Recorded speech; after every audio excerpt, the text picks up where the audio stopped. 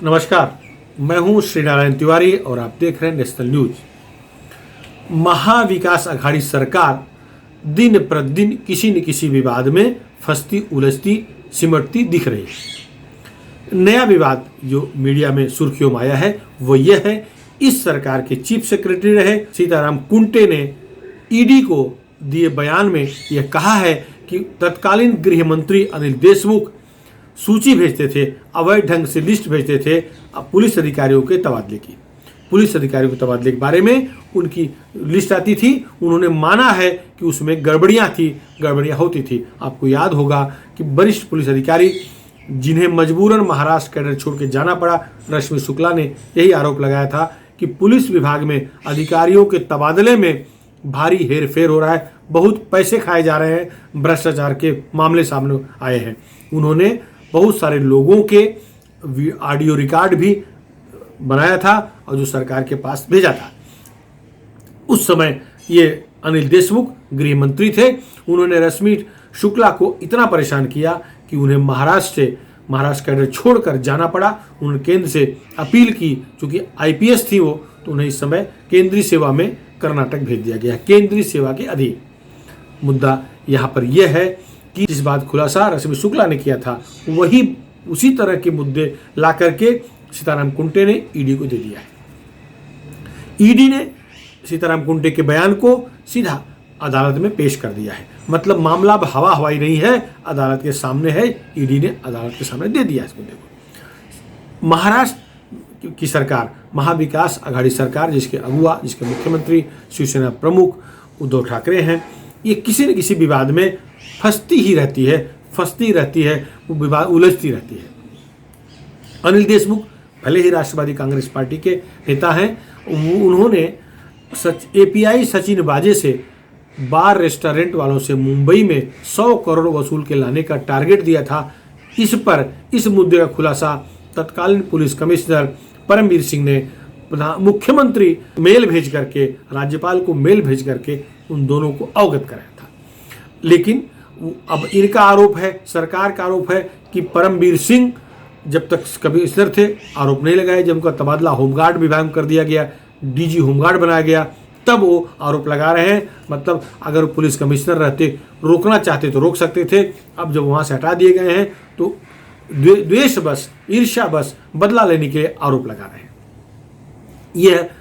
यह एक सरकार बनाम परमवीर सिंह आईपीएस है, यह वो मुद्दा है। तो ये अपना तर्क देंगे, वो अपना तर्क देंगे, ये चलता रहेगा, ये अनंत काल तक चलता रहेगा। लेकिन अगर अनिल देशमुख महीनों से जेल में बंद है, गृह मंत्री, राष्ट्रवादी कांग्रेस पार्टी का बहुत बड़ा नेता, भ्रष्टाचार के आरोप में, अपराध के आरोप में जेल में बंद है, न्यायालय उनको जमानत तक नहीं दे रहा है, उन्हें जमानत नहीं मिल रही है, इसका मतलब जो उनके खिलाफ आरोप पत्र, सबूत पेश किए गए हैं वह ग्राह्य हैं। उस न्यायालय ने उसे स्वीकार किया है। अगर न्यायालय को वह अमान्य होते तब तक जमानत हो जाती और अनिल देशमुख फिर से मंत्री बन गए होते। बड़े आश्चर्य की बात है, अनिल देशमुख को संभालने के लिए इस सरकार के सर्वेसर्वा कह लीजिए, गार्जियन जनक शरद पवार दिल्ली में जाकर के दो बार प्रेस कॉन्फ्रेंस लिए थे, उनके संरक्षण के लिए खड़े हो गए थे, उनके सामने सीना चौड़ा कर खड़े हो गए थे कि अनिल देशमुख निर्दोष है। तब अनिल देशमुख फरार चले थे, काफ़ी लंबे समय तक अनिल देशमुख फरार रहे। हाजिर हुए ईडी के सामने तो उनको जो कोर्ट में पेश किया गया, कोर्ट से जमानत नहीं मिली, आज तक वो जेल में है। कई मामले अनिल देशमुख के हैं ऐसे जिनका खुलासा एक एक करके हो रहा है। पैसों के लेन देन के मामले तो स्पष्ट लिंक भी मिल गए हैं, जिनकी वजह से उनको बेल नहीं मिल रहा है। अब ये नया खुलासा सीताराम कुंटे ने किया। अब इसके पहले रश्मि शुक्ला ने कहा था, जो रश्मि शुक्ला की बात को तो लोग हवा हवाई कर दिए।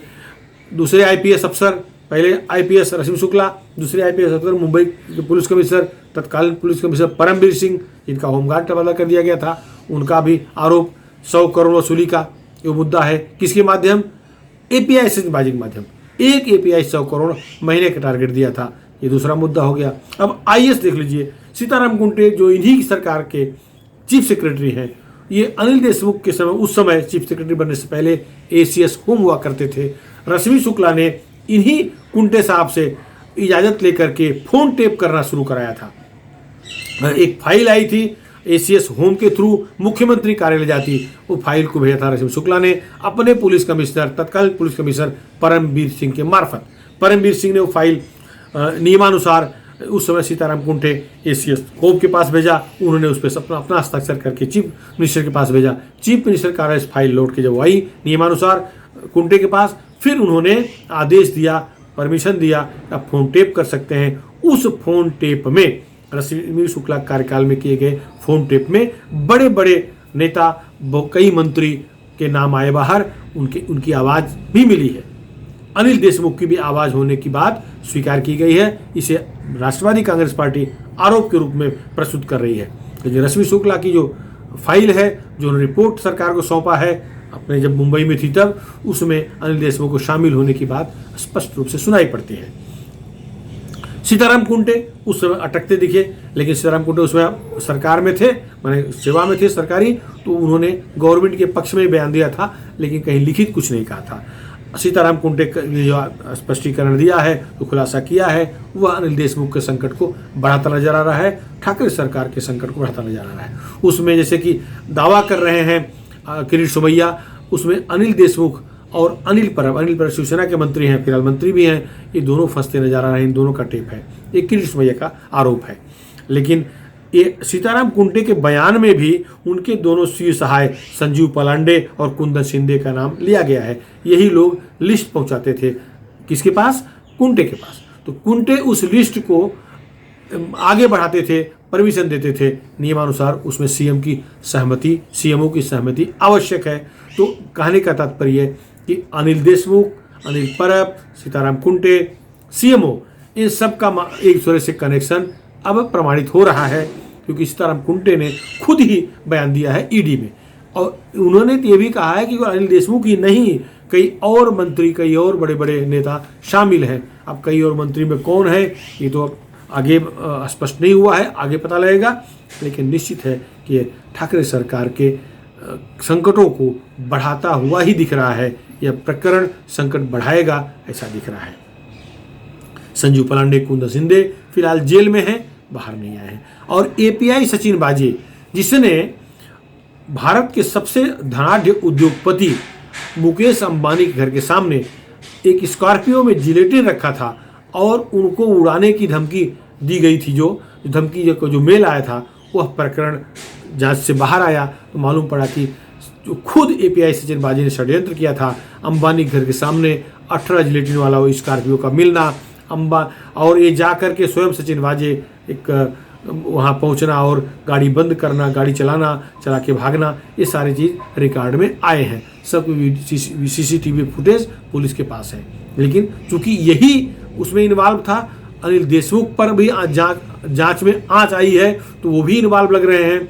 तो ये मामले को दबाने के लिए उस समय सरकार, वाजे और पुलिस वाले सब मिल करके नया नाटक किए।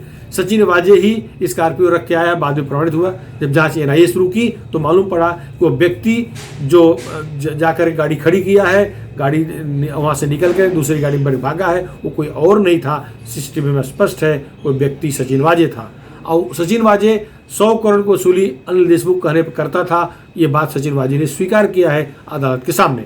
तो वह प्रकरण अभी चर्चा में है ही है। और उसमें जब सीबीआई को मामला गया तो लोग विरोध करने लगे।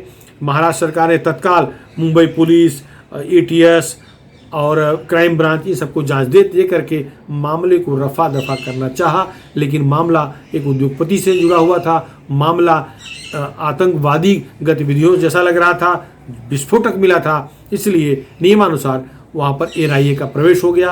एनआईए को किसी सरकार से, किसी भी एजेंसी, किसी भी बड़े नेता से पूछने की आवश्यकता नहीं है। एनआईए खुद हस्तक्षेप करने का अधिकार है। जहाँ भी विस्फोटक मिले, जहाँ भी आतंकवाद से जुड़ा मामला दिखे, एनआईए बिना किसी से पूछे अब प्रवेश कर जाती है। एनआईए के आने के बाद सब मामला बाहर आया है, इसमें सचिन वाजे का शामिल होना वो मिला है। अब सबसे आश्चर्य की बात है, सचिन वाजे खुद शामिल था, षड्यंत्र खुद किया था, लेकिन स्कॉर्पियो जिसमें जिलेटिन मिला था उसके मालिक हिरेन को भी मनसुख हिरेन को भी मरवा दिया।